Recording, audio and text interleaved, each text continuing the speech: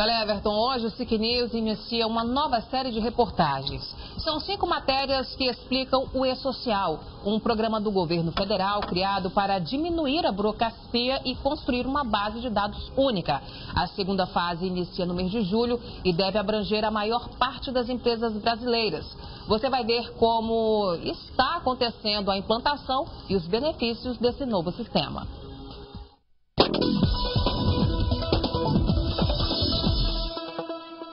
A tecnologia é uma realidade também nas empresas brasileiras. A quantidade de papéis e formulários foram sendo reduzidos com o uso de programas e aplicativos criados para facilitar a vida dos contadores, acostumados a lidar com prazos e obrigações. O E-Social, o objetivo é justamente simplificar os processos internos nas empresas, para os órgãos fiscalizadores e para o próprio trabalhador, né? A ideia é simplificar e facilitar o cumprimento das obrigações tributárias, previdenciárias e trabalhistas. As empresas e nós, a profissional da contabilidade, vão ter um grande ganho na otimização do nosso trabalho. Como vai haver a supressão de alguma dessas obrigações, alguns dos prazos vão mudar, com certeza, não vão ter dúvida. Um dos exemplos a gente teria que fazer uma guia para o FGTS, uma guia para a Previdência, um DARF, por exemplo, para o Imposto de Renda. Esses DARFs eles vão ser unificados, apenas um DARF. Vamos ter 2 documentos a partir do momento da entrada do E-Social, a gente vai elaborar apenas 2 documentos, que é um DARF, com todas as informações para a Receita Federal de débitos, e uma guia para o FGTS. Então, essa otimização vai aparecer para o escritório. Esses dados ficavam espalhados em 4 órgãos que compartilham informações trabalhistas: Receita Federal, Caixa Econômica Federal, Ministério do Trabalho e INSS, que está dentro do Ministério da Previdência Social.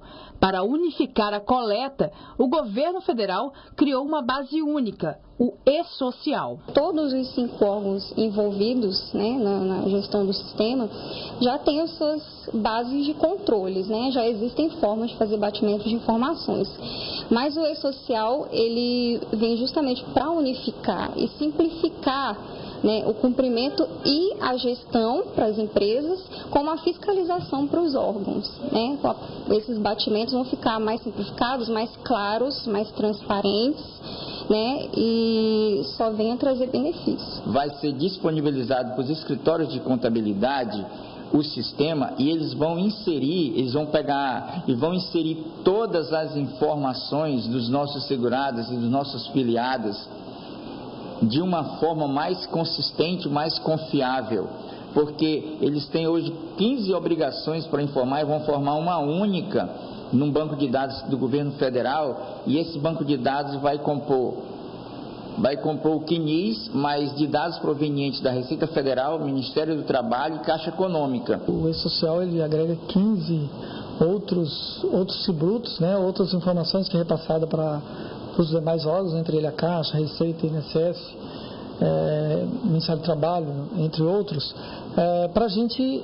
Essas informações unificadas têm mais consistência, então a possibilidade de erro é muito menor, o trabalhador vai ter uma possibilidade muito grande de acompanhar o FGTS, principalmente no tocante à Caixa, o FGTS, as informações do FGTS, a empresa está recolhendo corretamente o FGTS, então ele tem uma série de benefícios. A implantação está sendo feita em fases.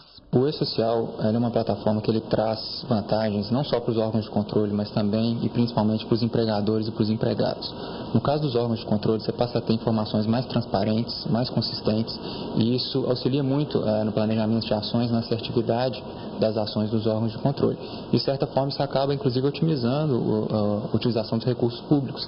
As verbas com o pessoal, com ações mesmo, são melhor aproveitadas. Hoje, apenas as empresas com faturamento superior a 78 milhões de reais são obrigadas a usar o E-Social e já estão na fase final de implantação do programa. Um universo considerado pequeno, já que representam apenas 3% das empresas brasileiras.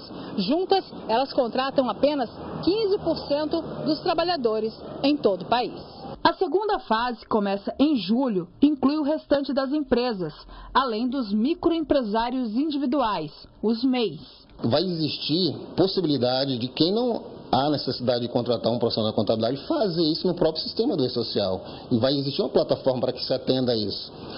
No entanto, aqueles que tiverem dificuldade, com certeza vão ter que procurar um profissional, pois nós, como profissionais, já tivemos um grande investimento em parte tecnológica para que possamos nos adequar aos sistemas de hoje que está em funcionamento do E-Social. Os órgãos públicos, apesar de fazerem parte de outro regime, o estatutário e não o seletista, também vão entrar no E-Social na terceira e última fase, em janeiro do ano que vem. A primeira etapa das empresas que já estão fazendo a folha de pagamento pelo E-Social, que são empresas com faturamento acima de 78 milhões em 2016. Essa segunda etapa, que é a nossa maior preocupação, que vai abranger o maior número de empresas, que são todas as outras empresas privadas, a partir de julho, agora 16 de julho. E numa terceira etapa também os órgãos públicos. Então, ao final, no final de 2019, a ideia é que todo o mundo do trabalho esteja registrado nas bases de dados do E-Social. O E-Social, ele abarca todo o mundo do trabalho.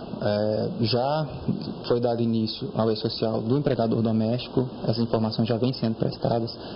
As empresas de maior faturamento também já começaram a prestar, e agora, a partir de julho desse ano, entram todas as empresas, microempresas, empresas de pequeno porte, MEI, produtores rurais, todos aqueles que de alguma forma,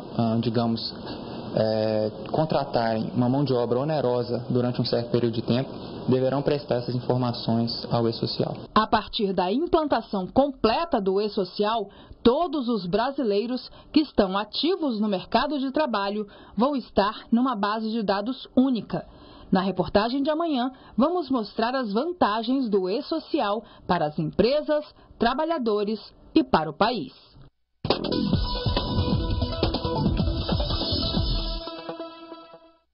É mais uma série que promete, num outro estilo, mas de alta importância, de alto interesse. Certamente nós vamos ter uma semana aí bem cheia, com muitas informações, com muita orientação. Com relação especificamente à realidade hoje do país, no que concerne aos impostos, o que a gente pode dizer e definir uma palavrinha só: imoralidade. Porque não é possível se pagar o montante de impostos que se paga na quantidade de impostos que existem nesse país. É uma coisa impressionante.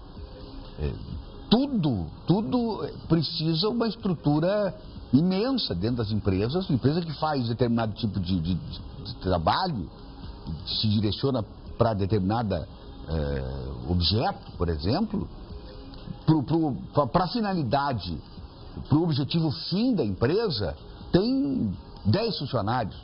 E para a administração tem 50, porque para administrar tudo é preciso mais gente para cuidar da parte administrativa, contábil, do que para fazer o serviço propriamente dito. Quer dizer, é um absurdo isso. É preciso simplificar. Eu tenho a impressão que esse tal de E-Social pode ser um passo que não é ainda o ideal, vai faltar muita coisa, mas é um bom começo. Quem sabe?